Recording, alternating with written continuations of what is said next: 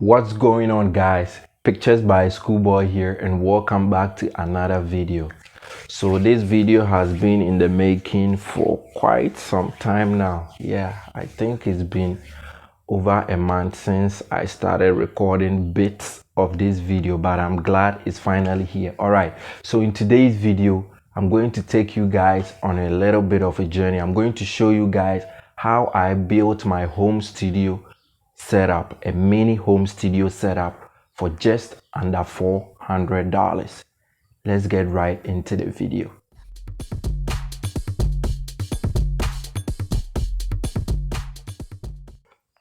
Alright guys, so before I get into anything else, I just want you guys to know that we are so close to 1,000 subscribers. Yeah, we are very close.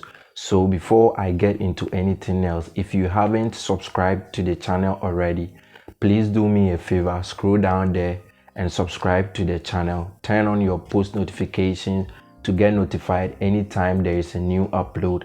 And let's get right into it. So as we all know, before you can set up a studio, there are a couple of things you have to first invest in: light, backdrop stands, modifiers, and a whole lot. So in this segment of the video, that is what I'm going to talk about. I'm going to go over the light and everything that I chose. As we all know, there are a bunch of lights and there are a bunch of equipment that you can purchase from different brands. So the first thing first, the light. So with the light, I initially wanted a Godox AD. No, it's not an AD. I wanted a Godox SK300 Mark II. SK300 Mark II. But I couldn't get my hands on one. I went to multiple camera shops, multiple camera stores, and I couldn't get my hands on one. So the one available was a Godox SK400 Mark II, which I'm currently filming this video with. And that was the light that I invested in. Now with the SK400 and the SK300, they are basically the same, but I think the SK400 has 400 watts of power and the SK300 has 300 watts, I think. Yeah, so that's basically the difference between the SK300 and the SK400 Mark II. Same build, same design, same everything. So that was the light that I went with. And moving on, I obviously had to purchase a light stand for the light. So the second thing that I purchased was a light stand. So there were affordable options, but I wanted a more durable and a heavy duty one, since I wanted to be using this light stand for quite some years. So I had to invest in a very nice and rigid, well-built light stand. So the next thing that I bought was a light stand for the lights, obviously. And let's move on to the modifier that I bought. Now with the light modifier, that was I made a little bit of a mistake purchasing the light modifier. You see, as I said in the beginning of the video, my space is very small. The space that I wanted to use as a home studio was a very small space. So I needed to buy a very small modifier, since the space was very small. But I didn't think about that. I just went straight in and bought a Godox. I think it's P something. I'll put it right here on the screen. I bought it's a deep parabolic softbox, and it was very big. I think it's somewhere around 90 to 120 centimeters. So it's very big for the kind of space that I wanted to use it for. And unfortunately for me, I don't think that softbox is very durable. It got spoiled like in 2 weeks. In just like 2 weeks, the thing was spoiled. The rods were broken and a whole lot. So it's currently there. I've been trying to use it just how it is, because I haven't been able to purchase a new one yet. I was writing my exams and a whole lot, so I kind of sidelined photography just a little bit. So right now that I'm on vacation, I think I can think about the next one to buy. All right, so with that out of the way, the next thing that I purchased was a backdrop stand. So with a backdrop stand, as I said earlier, the space is very small, so the backdrop stand couldn't fit the place, so I had to remove half. You see, whenever there is a backdrop stand, it goes like this. The top line like this, the metal on both stand. You see, there are two stands to every backdrop stand, one on the left and one on the right, and there is a bar on top. The bar on top, I had to split it into two before it could fit in my space. If I had put in the full length of the rod or the bar together, it wouldn't have fit the place that I wanted to set it up. The last thing that I had to purchase was a backdrop. So with a backdrop, I didn't know which color to buy. I initially wanted to buy a gray one, since it's easy to change the colors into any color that you want in Photoshop.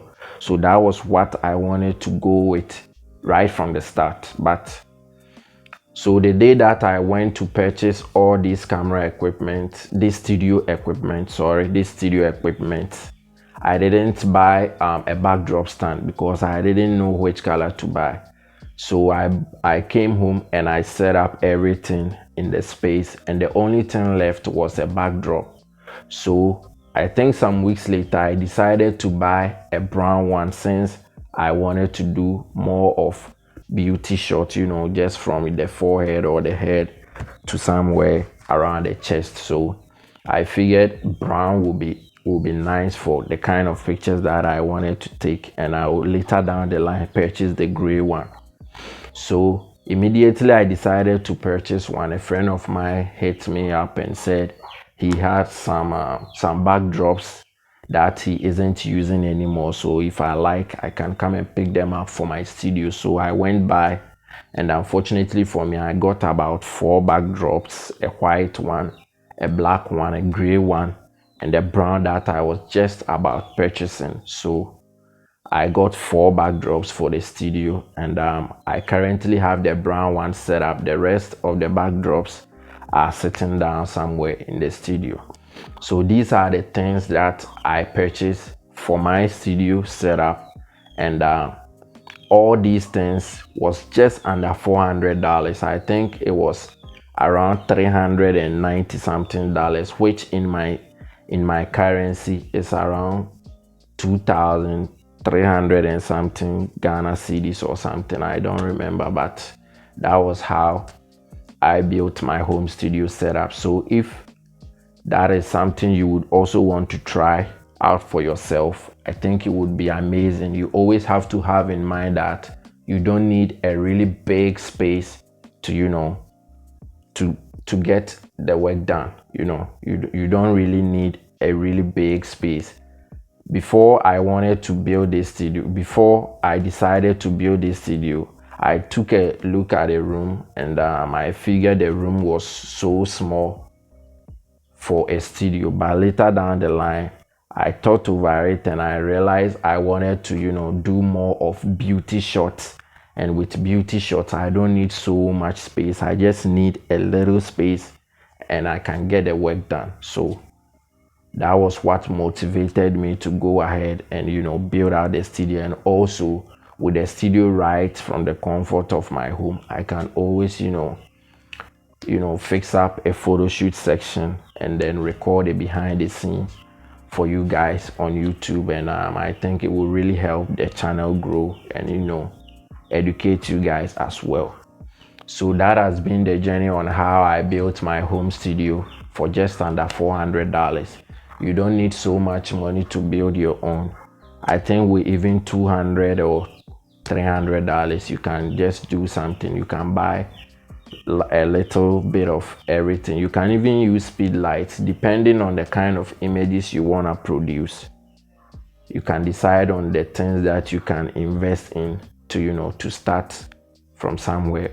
Obviously later down the line, I'm going to, you know, grow. This community is going to grow, and there's going to be a whole lot of improvement. So thank you guys for watching this video. As I said earlier, we are very close to 1,000 subscribers. Consider subscribing if you are new, and I'll see you guys in the next one.